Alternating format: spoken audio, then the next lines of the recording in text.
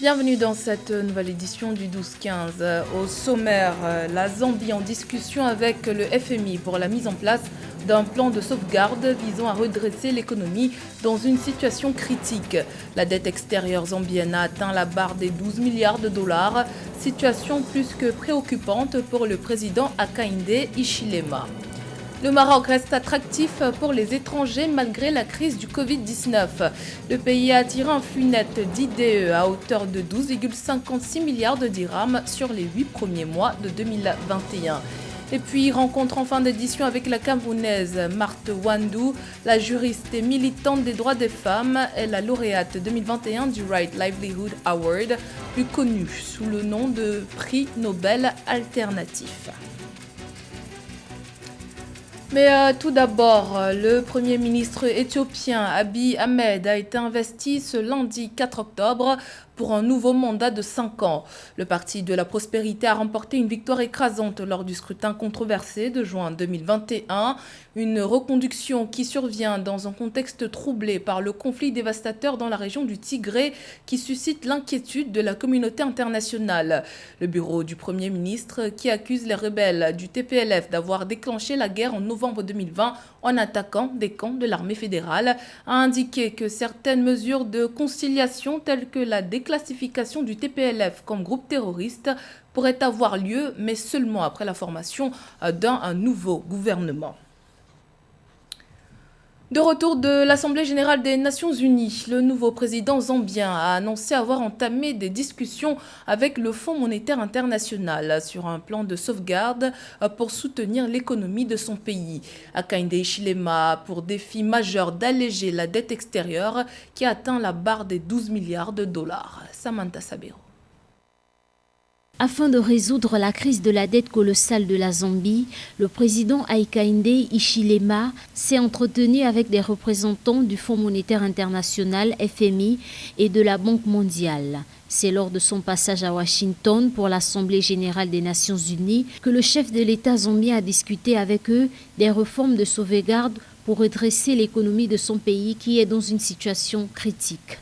Ce qui paraît donc urgent pour le nouveau président Hakainde Hichilema, c'est de reprendre langue avec le Fonds monétaire international et la Banque mondiale. Je crois que c'est ce qui a été chose faite depuis qu'il est arrivé, puisqu'il s'est rendu à Washington pour essayer d'engager des négociations avec ces deux institutions de Bretton Woods. Mais surtout, il va falloir donc faire des yeux doux à Pékin, qui, on le sait, détient l'essentiel, n'est-ce pas, du stock de la dette de la Zambie. La dette extérieure a grimpé à 12 milliards de dollars en 2020 et l'ancien gouvernement n'a pas respecté les échéances des deux paiements d'intérêts d'obligations avant de demander une restructuration de ses emprunts. Selon la Banque africaine de développement, l'économie zambienne s'est contractée de 4,9% l'année dernière, tandis que le fardeau de la dette publique a atteint 104% du PIB.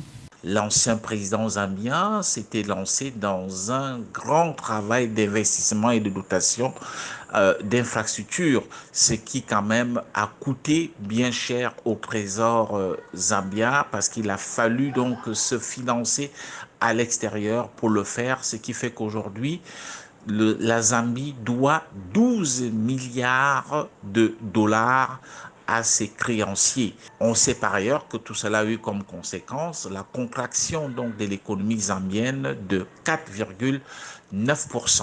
Et par ailleurs, ça il faut le noter, lorsque nous étions pendant la phase de la campagne présidentielle, l'ancien président s'est également donc lancé dans des promesses qui ont évidemment donc contribué davantage à l'explosion de la dette zambienne. La BAD explique que ces niveaux insoutenables par une politique budgétaire expansionniste financée par emprunt sous la gouvernance d'Edgar Lungu, ancien président zambien.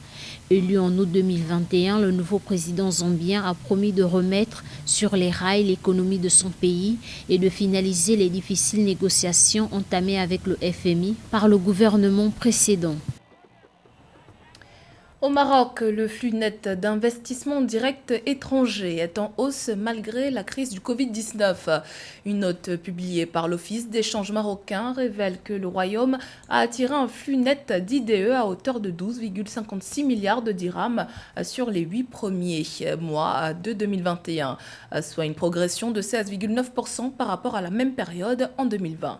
Comment expliquer cette performance? Élément de réponse dans ce sujet d'Ameneji. L'Office de change du Maroc a rendu public ses indicateurs mensuels des échanges extérieurs du mois d'août 2021.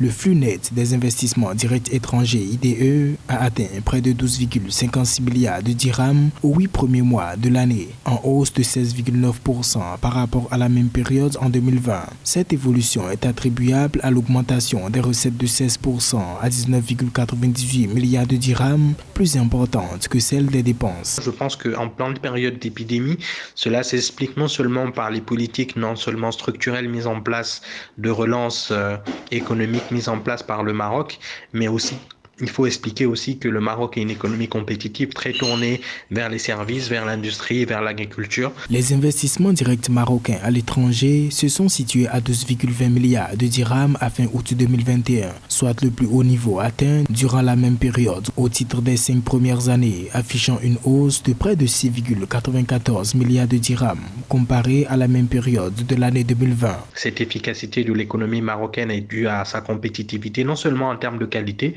mais aussi en termes de prix au niveau des produits qui se vendent très facilement à l'étranger. Donc je pense que c'est ce qui explique cet effet, en plus du fait qu'il y ait eu la Covid. Je pense que les politiques de relance ont permis d'atténuer les effets et de permettre à l'économie marocaine d'être compétitive et d'augmenter. S'agissant de la reprise et des perspectives, un rapport sur l'investissement dans le monde 2021 de la Conférence des Nations Unies sur le commerce et le développement estime qu'elles dépendent, entre autres, du rythme de la reprise économique et d'une éventuelle rechute de la pandémie, de l'impact potentiel des programmes de relance sur les investissements directs étrangers et des pressions politique. Au terme du deuxième sommet des dirigeants des pays membres de la Commission climat du bassin du Congo, tenu par visioconférence le 30 septembre à Brazzaville au Congo, la Banque de développement des États de l'Afrique centrale a été retenue pour gérer la ligne de financement du Fonds bleu. Le choix porté sur la BDEAC est le fruit d'un processus de sélection entamé le 3 octobre 2020. Samantha Sabero. Lors du deuxième sommet des chefs d'État et de gouvernement des pays membres de la Commission climat, la Banque de développement des États de l'Afrique centrale, BDEAC, a été choisie pour financer le Fonds bleu pour le bassin du Congo. La rencontre a été tenue le 30 septembre 2021 en visioconférence à Brazzaville, au Congo.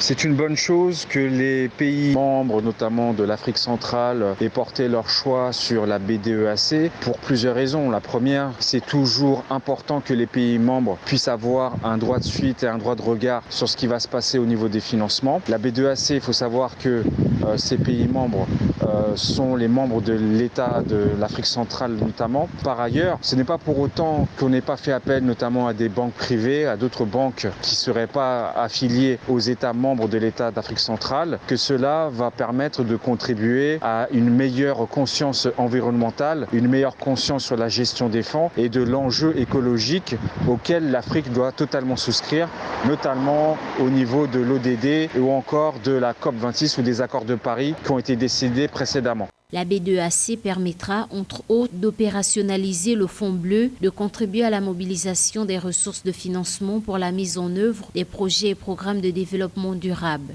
L'institution financière de la CEMAC servira également à gérer le pipeline des projets d'une part et d'autre part d'identifier de nouveaux projets à conduire ou à finaliser. Ce qu'on peut dire, c'est qu'il faudra toujours non seulement un véritable partenariat dans la sous-région pour que les États abandonnent un peu de leur souveraineté et voient un intérêt beaucoup plus grand, un intérêt régional.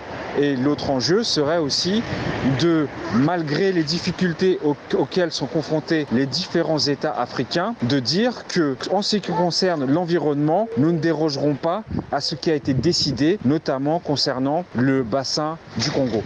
Pour rappel, le Fonds bleu est un fonds international de développement qui vise à permettre aux États membres de la sous-région du bassin du Congo de passer d'une économie liée à l'exploitation de forêts à une économie s'appuyant davantage sur des ressources issues de la gestion des eaux. Dans l'actualité également, plus de 5000 partisans du président tunisien Kais Saied sont descendus dans les rues de la capitale Tunis ce dimanche 3 octobre. Objectif, manifester leur soutien à ces mesures exceptionnelles et son coup de force du 25 juillet par lequel il s'est arrogé les pleins pouvoirs. Une manifestation en réponse donc à celle qui a eu lieu le 26 septembre où environ 2000 Tunisiens avaient protesté contre le coup de force du président Saied, l'accusant d'accaparement du pouvoir, d'avoir volé la constitution et de vouloir instituer un régime pire que celui de Ben Ali, chassé par la révolution de 2011. Pour rappel, le 22 septembre, le chef de l'État a officialisé ses pleins pouvoirs par des mesures exceptionnelles qui prolongent la suspension du Parlement. Elles lui permettent aussi de légiférer par décret, de présider le Conseil des ministres et de modifier les lois du pays. Rencontre à présent avec la juriste et militante des droits des femmes, Marthe Wandou.